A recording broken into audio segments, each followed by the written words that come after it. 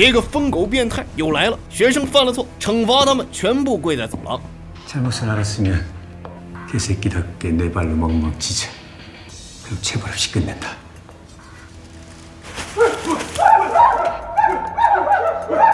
然而，在一片汪汪汪声中啊，疯狗看到了一个淡定的学生，便询问他为什么不叫啊？只见此学生眼神中带着一丝倔强：“我没有错，我为什么要叫？”下一秒，疯狗一个大逼头上去，给学生甩得眼冒火星子。学生很生气啊，就算这里是少管所，就算你是老师，你也不能打人的。结果疯狗越听越兴奋了，让管理员架住学生，哐哧哐哧就是几拳呐，然后拿出甩棍，疯狗似的抽打学生，可真是人如其名啊。但疯狗不知道的是，他打的这位学生可不是别人，他叫怂哥呀，一个因为故意打人进入少管所，发誓要给死去弟弟报仇的男人。不过这疯狗啊，并不是他要找的仇人。怂哥要找的几个人，为首的叫老愣，家里有2个小钱，曾经带着一帮小弟，将怂哥智力只有8岁的双胞胎怂弟打得鼻青脸肿，然后扔进了楼顶的水箱。然而最终怂弟被警察断定自杀。老愣这几个货呀，居然只是因为打架的事情进了少管所，那怂哥忍不了了，只好也跟了进来。这进来的第一天，有个很正义的老师告诉怂哥，别报仇了，你弟弟也不像你这么做的。怂哥哪里听得进去啊？第一次上课看到老愣就嗷嗷的冲了过去，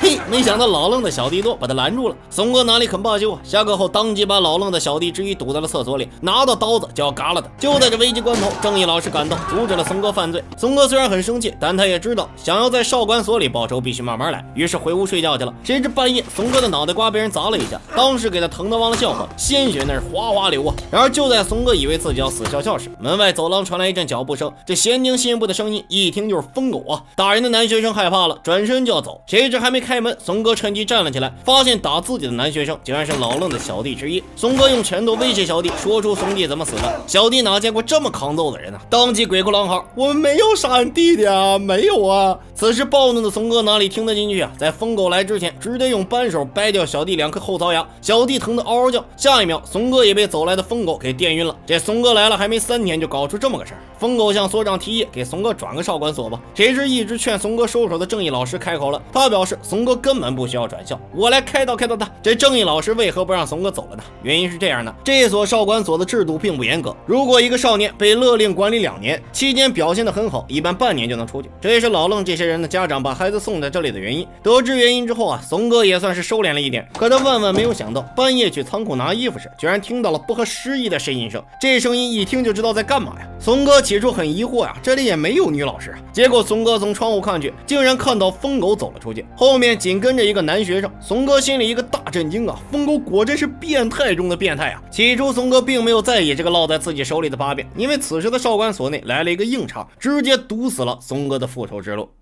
韩国少管所究竟有多乱呢？只见新来的小愤青因为不满室友的挡路，上去就是一阵拳打脚踢啊，而变态的疯狗老师就站在一旁看着，这还不是最嚣张的。第二天，小愤青命令前3排的学生把课桌搬走，然后威胁老师赶紧下课，别在这碍他的眼。看着离开的老师，小愤青甚至礼貌的鞠了一躬，然后边脱外套边让小弟关门。紧接着，小愤青就将一个男同学叫到了自己身边，咣咣甩了几棍子后，觉得不尽兴，他又让男同学打另一个同学，如果不打，那我就打你。那男同学能挨揍吗？当即揍了另一名男同学。此时的房间内充斥着暴力，最终小愤青尽兴了，他走到一直没有动弹的怂哥身边，挑衅的告诉他，如果你要杀了老愣为你弟弟报仇，那就先踏过我的尸体。原来小愤青是受了老愣父母所托，进入少管所保护自己儿子的打手。说实话，看到如此棘手的打手，怂哥有点怕了，但为了怂弟，他选择孤注一掷。于是在听说老愣的母亲靠关系要将老愣带走时，怂哥心中浮现了一个计划，他找到正义老师，苦口婆心的要来了仓库钥匙。他决定先解决复仇路上的绊脚石疯狗老师。由于疯狗不仅是老师，全校的监控设施也都归他管，到时候他杀老愣几人时不能被疯狗看到，以免坏了自己的好事。所以第一步就是要搞掉疯狗。当怂哥悄悄打开仓库大门时，果然看到了像疯狗一样发泄的疯狗啊！可更让怂哥震惊的是，被侵犯的男同学竟然是怂弟之前的好朋友。怂哥顿时愤怒到了极点，将疯狗电晕之后，发泄似的踹了好几脚。而一旁的好友很是尴尬，怂哥询问他为什么不举报疯狗，谁知好友却表示这种事没有男生愿意说啊，就连怂弟也是。听到这句话，怂哥炸炸了。松哥是万万没想到啊，智力低下的怂弟生前竟也遭受过长期侵犯。现在回想起来，怂弟曾对自己发出过求救信号时，松哥还以为是怂弟的无聊呻吟，就不耐烦的没当回事啊。此时松哥的后悔和愤怒到达了极点，他必须要报仇。第二天是集体洗澡的时间，这是松哥杀老愣的绝佳时机。于是松哥为了将好友还有正义老师撇干净，他特意让两人在此期间进行日常谈话。而松哥等待老师走后，将所有的人赶了出去，只留下老愣。结果没想到老愣还有3个忠心的手下，其中一个就是专门进来保护老愣的打手。可尽管对方人多势众，殊不知此时的松哥是抱着必死的决心来杀老愣的。然而经过一番打斗，双拳终究难敌4手。松哥打趴3个小弟后，已经身负重伤，走路都走不稳了。可老愣看着不要命的松哥，吓得瑟瑟发抖。眼看就要到下一班老师交接的时间了，松哥感觉自己报不了仇了。谁知这时正义老师缓缓走进浴室，他今天就是要替天行道。在男澡堂里打架是一种什么体验？只见男人淡定地拆下一节管道，走到受伤的男同学面前。紧接着第2个，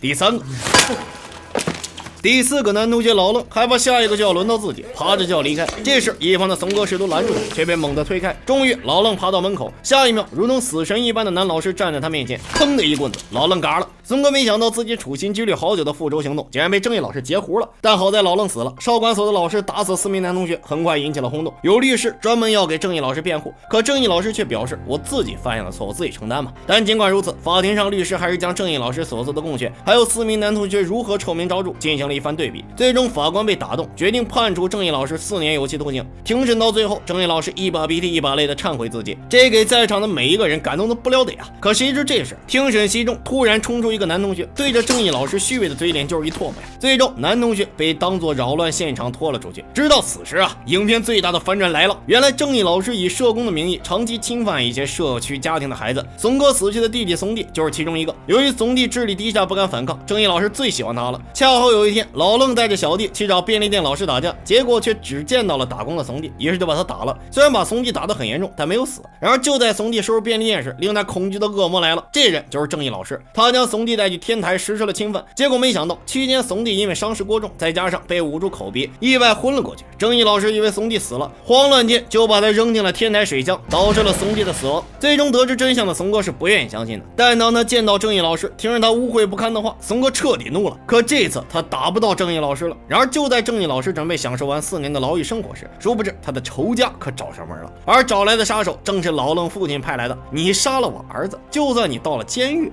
我也能杀了你。最终正义老师死了，真可谓是恶人自有恶人磨呀。影片的最后啊，怂哥因为表现良好，只用了半年的时间就从少管所出来了，并从此开始了新的生活。圣诞颂歌是2023年韩国的新片，只能说啊，剧情忒现实，反转忒惊人的。Goodbye everyone。